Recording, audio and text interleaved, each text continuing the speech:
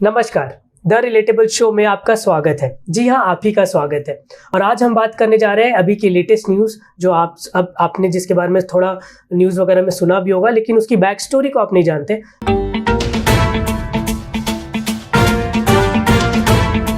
जी हाँ, आज हम बात करने वाले हैं चाइना और ताइवान की सिचुएशन पे, जो यूएस का जो रोल रहा है उस पे भी बात करेंगे, ओवरऑल डिस्कशन करेंगे। इस टॉपिक पे आज हमारे साथ बात करने के लिए जुड़ रहे हैं मिस्टर उमेश अग्रवाल। आप इनसे परिचित हैं, ये हमारे चैनल पे आते हैं और आई एम वेरी ग्लैड कि सर आते हैं और जियोपॉलिटिक्स को समझने में हमारी काफ़ी मदद करते हैं। तो चलिए इस टॉपिक को स्टार्ट करते हैं और सर की मदद से समझते हैं कि आखिर ये पूरा गेम है क्या। नमस्कार सर, आप हमारे शो पे आए, आई एम रियली थैंकफुल। जी सर, तो मैं आपसे यही जानना चाहता था कि ये जो ताइवान और चाइना के बीच का रिलेशनशिप है, इनकी जो हिस्ट्री रही है उसके बारे में आप थोड़ा इंसाइट दीजिए, ताकि हम समझ पाए कि ये जो एस्केलेशन हो रहा है, इसके पीछे का कारण क्या है? देखिए, China in 1945 earlier was ruled by chiang kai-shek, जो उधर के नेशनलिस्ट पार्टी होती थी। And after the defeat of Japan in the world war, वहाँ पे एक इंटरनल स्ट्रगल चालू हो गया था, क्योंकि एक नया पार्टी फॉर्म हो गया था बहुत पहले। And it was a rising party under the leadership of Mao Zedong, जिसका जो कम्युनिस्ट पार्टी के हेड थे। There was an internal feud and struggle between Mao Zedong and Chiang Kai-shek. Chiang Kai-shek suffered a defeat and he had to go to Taiwan, जो है एक अलग से एक आइलैंड है which is 160 kilometers away from China.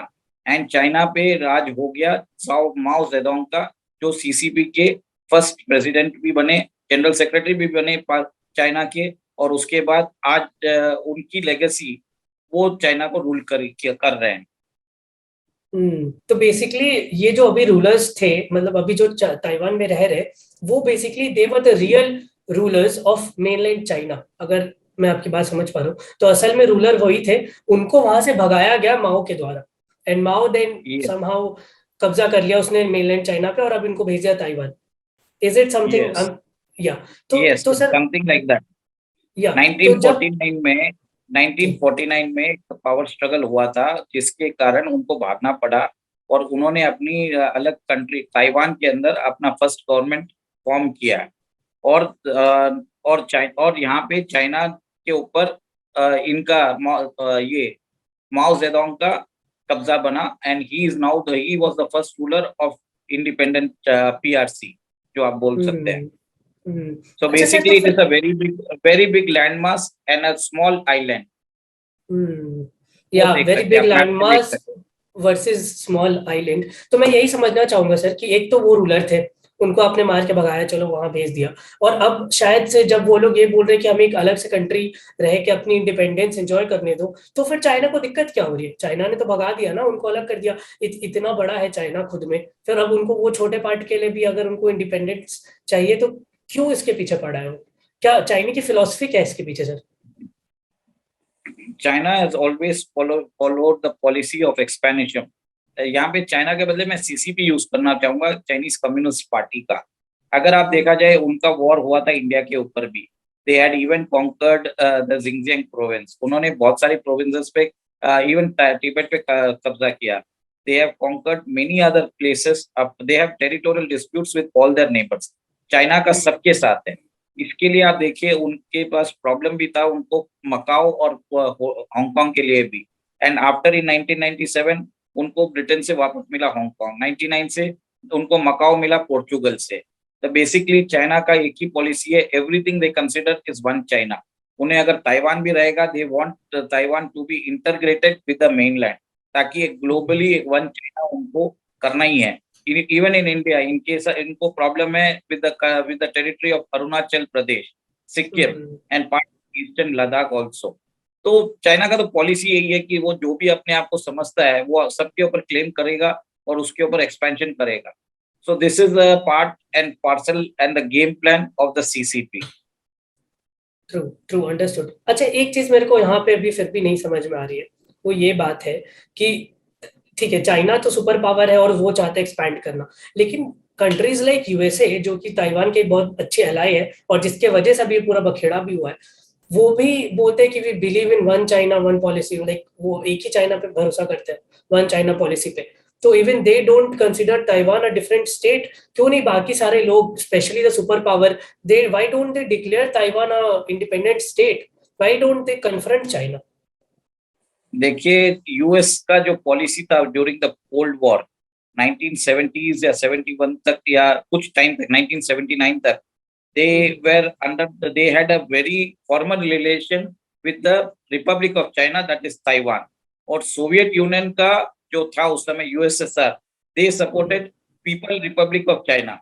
तो basically Taiwan जो Republic of China is a founding member of the United Nations also. उनके पास सीट थी 1971 तक, but something change after 1971। United States चाहता था कि they want to reduce the influence of USSR. तो उस समय हेनरी किसिंजर ने चाइना जाके उन्होंने चाइना के साथ दोस्ती बढ़ाई to ensure that influence of Soviet Union gets reduced. एक कम्युनिस्ट पावर ऑफ ब्लॉक अगर आप अपनी तरफ कर लेते हो तो सोवियत यूनियन को काउंटर करने के लिए उन्होंने चाइना को अपने साथ लिया और फिर उसको लेजिटिमाइज किया। तभी आप देखिए 1978-79 के बाद तब डेंग शॉपिंग आए थे, तो यूएस इन्वेस्टमेंट्स इन चाइना सोड लाइक एनीथिंग। और 1990 के बाद तो आपने देखा कि चाइना के अंदर एक तरफा ग्रोथ आया है। It is all done by US investment. और चाइना के पास वो था, क्या बोलते हैं, economics of scale, cheap labour and other things. तो US, it benefited US companies, it benefited China also. It was a win win partnership. Taiwan, on the other hand, they had in principle they support one China policy, but on the other hand they have enacted some act, उन्होंने एक रखा है Taiwan Relations Act, जिसके अंदर they have ensured that they can have what do you say, not they can have ties with Taiwan in spite and even supply them arms, but उनको recognize नहीं करेंगे formally। तो America का ये स्थिति है कि वो जब चाहे किसी को भी रिकग्निशन दे सके। दिस इज ऑल अपना स्ट्रेटेजिक इंटरेस्ट के लिए उन्होंने ताइवान को रखा है, ताकि इन केस फ्यूचर में अगर China becomes a problematic for US तो वो ताइवान कार्ड खेल सके। Chinese the American strategic makers had that foresightedness कि कभी ना कभी चाइना उनको भी चैलेंज कर सकता है। तो उनके क्या बोलते हैं, साउथ चाइना सी में एक डिस्प्यूट के लिए उन्होंने ये कार्ड अपने पास रखा है। मतलब बेसिकली कुछ नहीं है इनका, यही है कि ताइवान को एक कार्ड की तरह ही देखते हैं ये लोग लगता है हर इंसान को ह्यूमन राइट्स के, वैसे तो बहुत गाना बजाना करते हैं ह्यूमन राइट्स के बारे में, लेकिन इंसान इनके लिए शायद एक कार्ड ही है, और एक कंट्री को कैसे भी ये लोग देखते हैं अपने फायदे के लिए यूज किया जा सके। खैर मूविंग ऑन सर, ये पीएलए क्या है? ये जो हम सुनते हैं कि पीएलए जो पीपल्स लिबरेशन आर्मी करके है, ये क्या है सर? इसके पीछे का क्या कंसेप्ट है? देखिए, PLA was formed in it was formed in 1927. Basically, at that point of time, there was in 1912 वहां पे किंग डायनेस्टी रूल करती थी, तो सडनली वो डायनेस्टी कोलैप्स हो गई। फिर बाद में ये मैंने आपको बताया था चांग काई शेक के जो नेशनलिस्ट पार्टी थी, they used to rule China. तब उस समय चाइना में एक ऑपोजिशन फोर्स तैयार हो रहा था under the leadership of Mao Zedong. तो माओ जेडोंग के लीडरशिप में पीएलए फॉर्म हुआ था इन 1927। Basically that force one the war and drove Chiang Kai-shek out of the mainland. So PLA is that force which is right now it is an institutionalized defense force, जहाँ पे China के जो भी अगर territorial disputes होते हैं वहां पे जो भी करना है, PLA takes care of everything. So basically it is a Chinese army। या एक्सटेंडेड आर्मी बोल लो अगर इसको मैं, तो गलत हाँ। नहीं होगा कि एक्सटेंडेड आर्मी है, कुछ काले काम करने तुमको भेज दिया कि तुम जाके उधर संभालो, तो एक्सटेंडेड आर्मी है। इनका फॉर्मल आर्मी है विद वाइड रेंजिंग पावर्स। ये तो फॉर्मल भी है। चलिए खैर, अब क्योंकि हमने बैकग्राउंड बहुत अच्छे से समझ लिया, तो आई होप व्यूअर्स कि आपको एक बैकग्राउंड समझ में आ गया कि चाइना और ताइवान के रिलेशंस क्या और क्या चीजें उनसे जुड़ी हुई है। अब आगे बढ़ते हैं सर, हम आज प्रेजेंट की बात करते हैं। हमने अभी देखा कि कैसे कांग्रेस के जो स्पीकर है, यूएस सेनेट कांग्रेस की जो स्पीकर है पेलोसी मैम, तो she is here in Taiwan, और उसके वजह से, उनके आने की वजह से बहुत हड़कंप मच गया पिछले 25 साल में। She is one of the top leaders जिन्होंने ताइवान को विजिट किया है। तो ये अभी इस पूरे सिनारियो को आप किस तरह से देखते हैं? क्या ये थोड़ा और एस्केलेट करेगा, या फिर ये सब बस एक तरह से बाइडेन कोई गेम खेल रहे हैं चाइना के साथ मिलके? ये हो क्या रहा है सर? देखिए, आई वुड से दैट मुझे ये प्री स्क्रिप्टेड ड्रामा लग रहा है, क्योंकि यूएस में अगर आप देखा जाए तो बाइडेन की पॉपुलैरिटी रेटिंग कम हो चुकी है। यूएस में नवंबर में मिड टर्म इलेक्शंस आ रहे हैं, एंड यस्टरडे आपने सुना होगा कि टॉप अल कायदा लीडर जवारी को मार दिया गया है। और now you will see that Pelosi जाती है एंड शी सेज दैट हम एक डेमोक्रेसी है and we will preserve the status quo and rise against the authoritarian regime. तो एंड चाइना के अंदर भी एक फाइनेंशियल क्राइसिस जैसा सिचुएशन आ रहा है। आपने देखा वहां पे न्यूज आने लगी कैसे home buyers have refuse to pay the mortgages, उनकी बैंक्स पे प्रॉब्लम आ रहा है। वहां के बैंक्स के सामने उन्होंने टैंक्स लगा दिए हैं। They have restricted the movement of people due to the COVID zero COVID policy. China में 4000 बैंक्स है और उनके टोटल डिपॉजिट्स है $14 ट्रिलियन। और चाइना की इकोनॉमी टैंक कर रही है, उनका रियल स्टेट सेक्टर टैंक कर रहा है। वहां पे वो सिटीज जा रहे हैं और चाइना का रियल स्टेट में 30% उनका ग्रोथ रियल स्टेट से आ रहा है। So China has the lot of negative things in their playbook. So they need some sort of a diversionary attention from all the bad news. तो Taiwan card उनके लिए सबसे best होता है। Second, Xi Jinping wants to get elected as third term as the CCP General Secretary and Premier of China, और वो भी not just for third term but for life.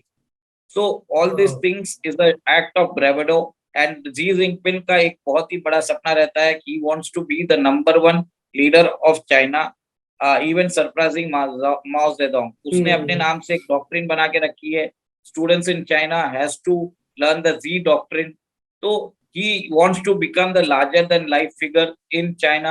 He's working for his name and he wants to do what Mao Zedong could not do, reunification of Taiwan with the mainland. This is the thing which is happening. तो ये दोनों के strategic interest को support करता है।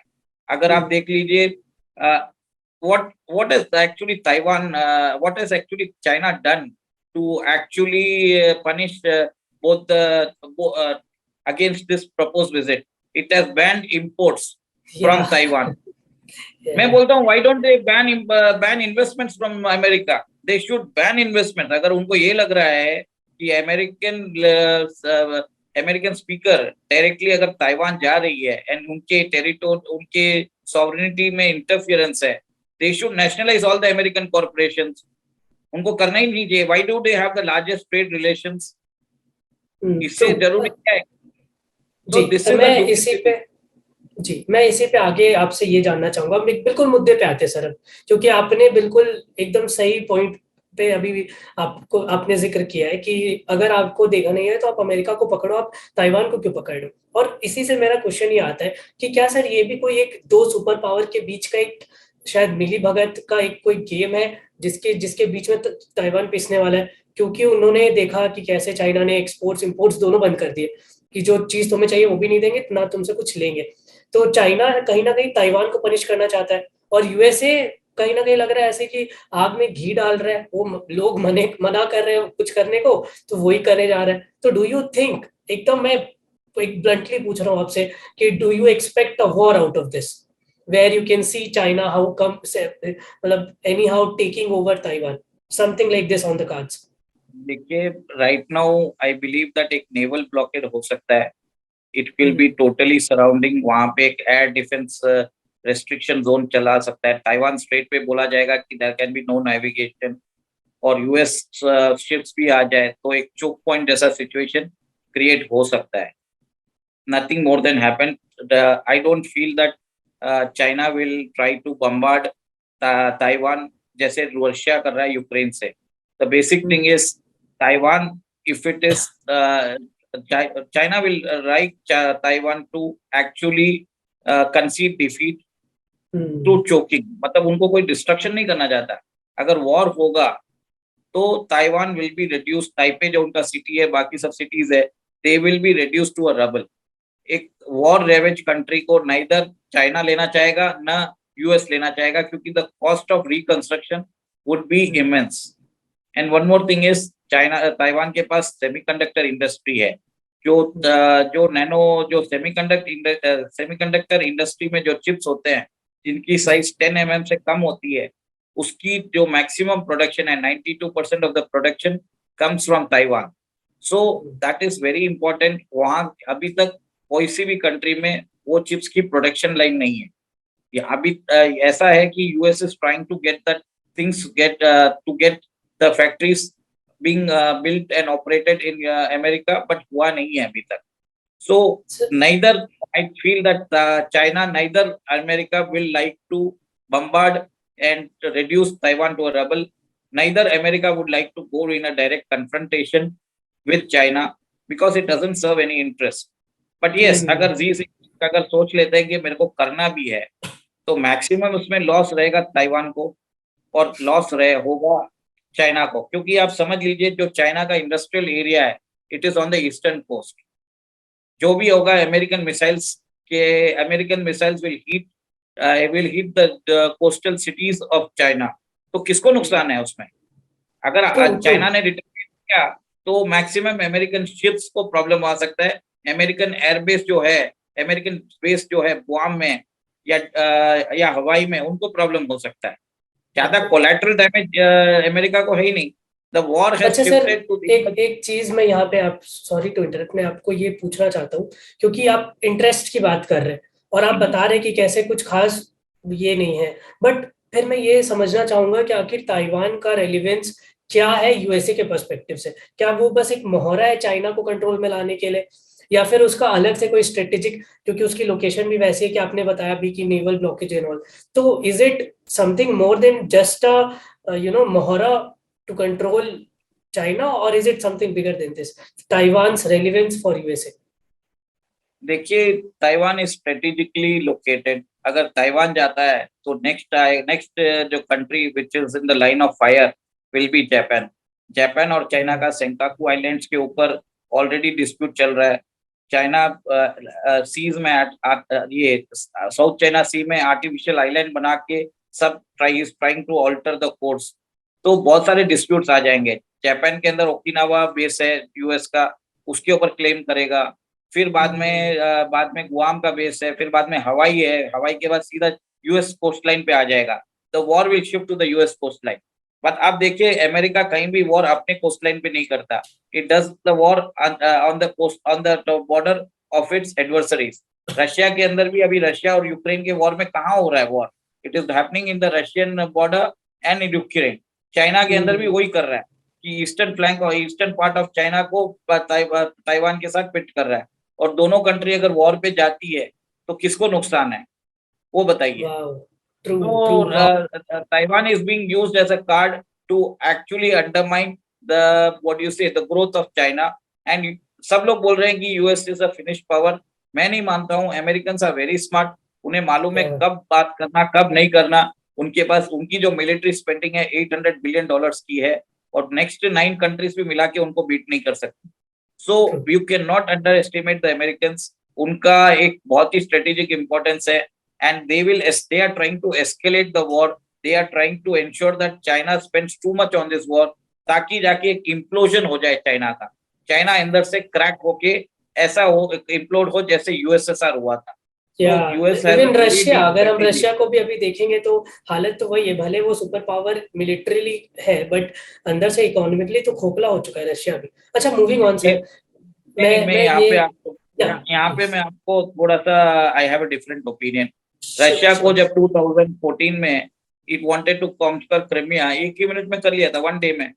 किसी ने कुछ नहीं बोला।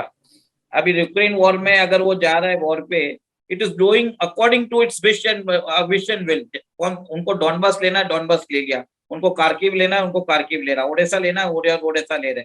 मारियोपोल लेना, ले रहा है। Russia is calling the shots.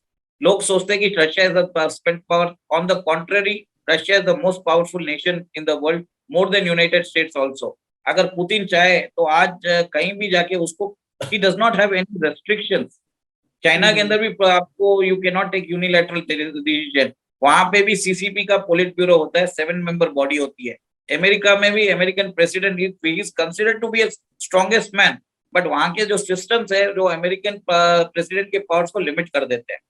So I would say that Putin is perhaps the most strongest man on the earth. He is doing the war on his will. सोचिए, इवन ताइवान के ऊपर Xi Jinping ने इतनी भाषण दिए, क्या कर लिया उसने वो बताइए. पहले उसकी आंखें चली गई, कुछ नहीं कर पाए. ट्रू.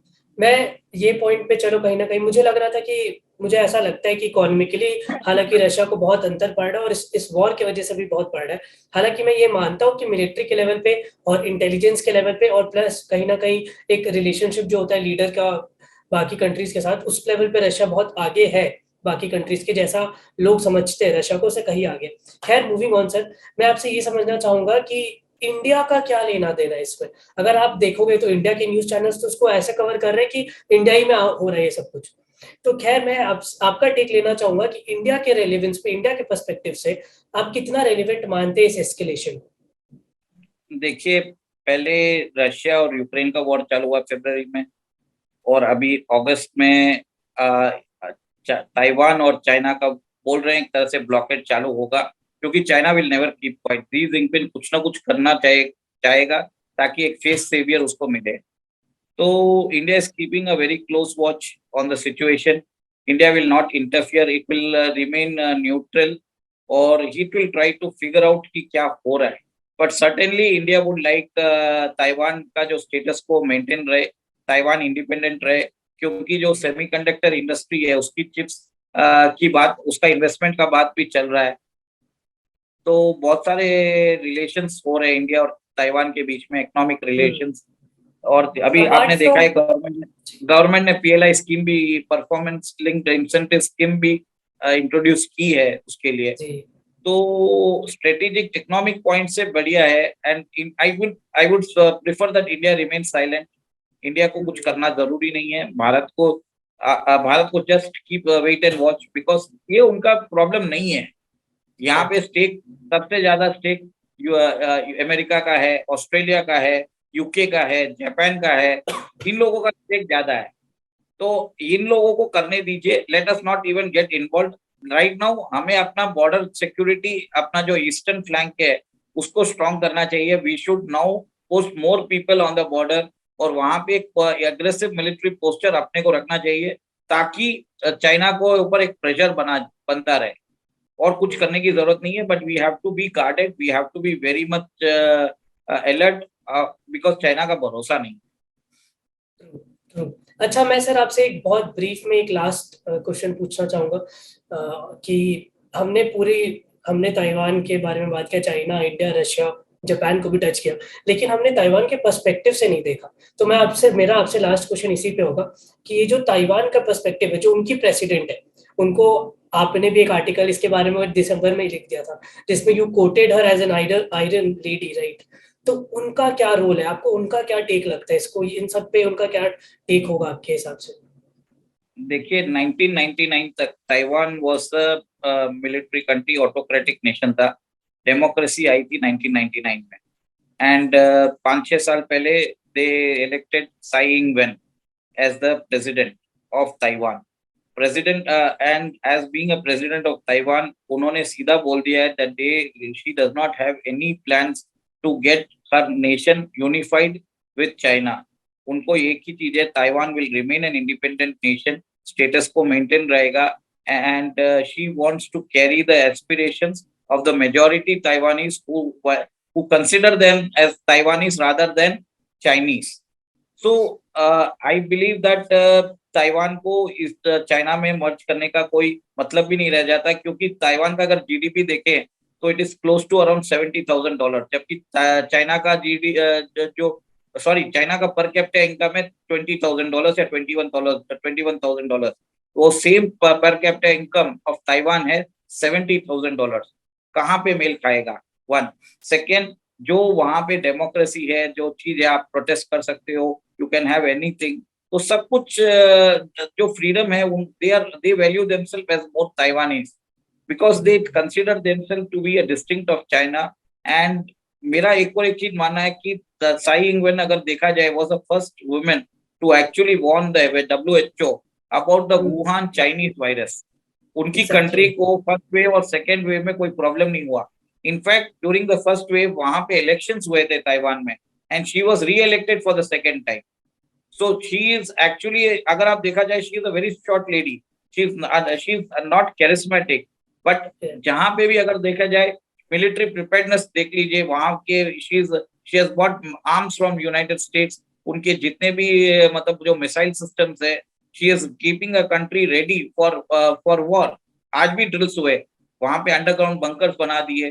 तो मेरे को ये लगता है कि the nation of 2.4 crore people is standing against 140 crore. So she is something like a queen of South China Sea, and she is fighting the evil autocratic Xi Jinping. He was nothing but he was nothing but that Hitler of the 21st century. True. तो आप देखिए, maybe Stalin of 21st century. देखिए, Xi Jinping is a combination of Stalin. He is a combination of Hitler, Mao Zedong. मतलब he is very brutal. He is actually delusional also. He is having some mental problem as well. कौन अपनी country में अपनी जो enterprising है, enterprising tech sector को finish करेगा? ये जी जिनपिंग कर सकता है. जैक मा का आपने सुना ही होगा, how he imprisoned him.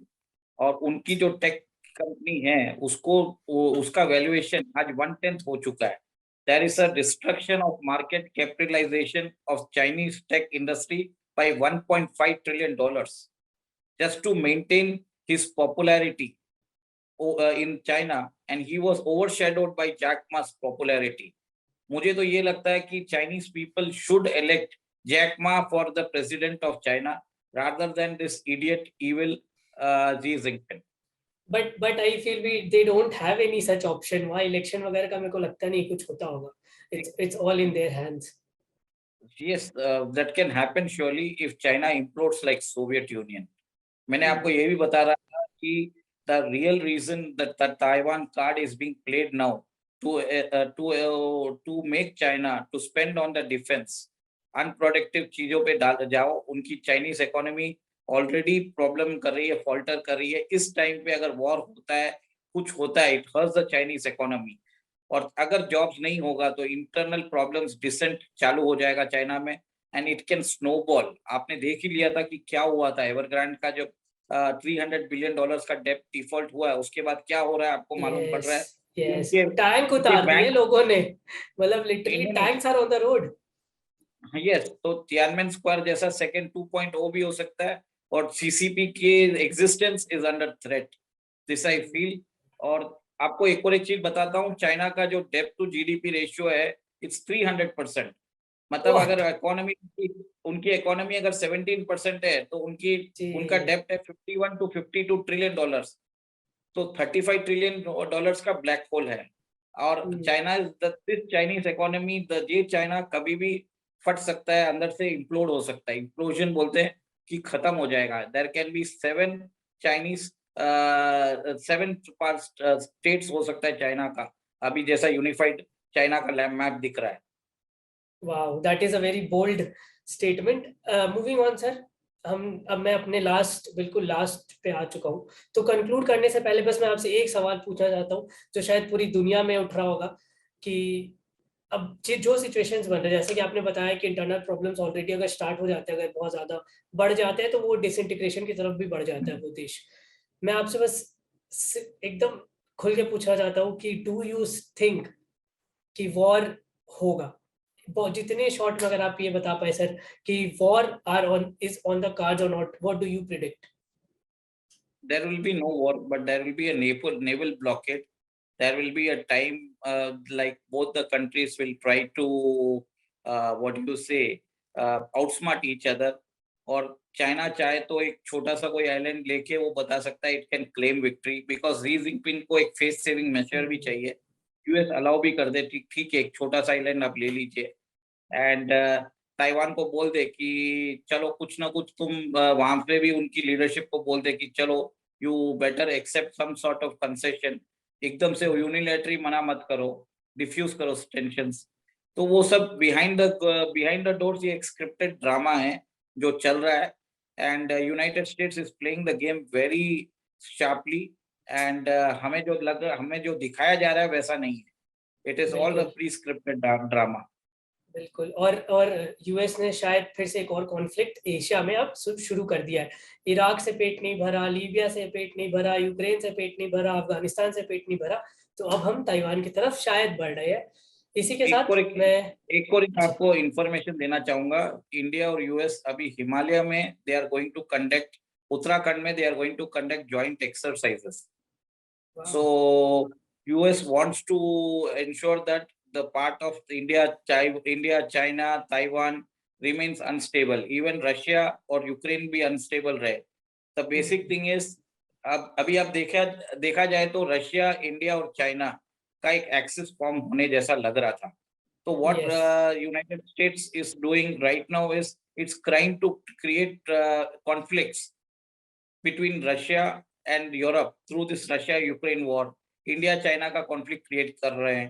Taiwan को भी जानबूझ के इन्होंने क्रिएट किया है ताकि उनको मालूम है नैन्सी पेलोसी जाने के बाद चाइना को रिस्पॉन्स करना पड़ेगा.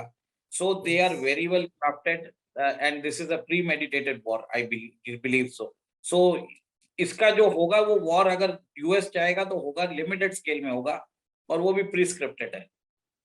वाओ, ग्रेट सर, आपने इतने अच्छे से इसको पुट किया. I am really glad to have you here. आपके जैसा कोई है जो यहाँ पे आके इतने आसानी से इन चीज़ों को डिकोड करता है.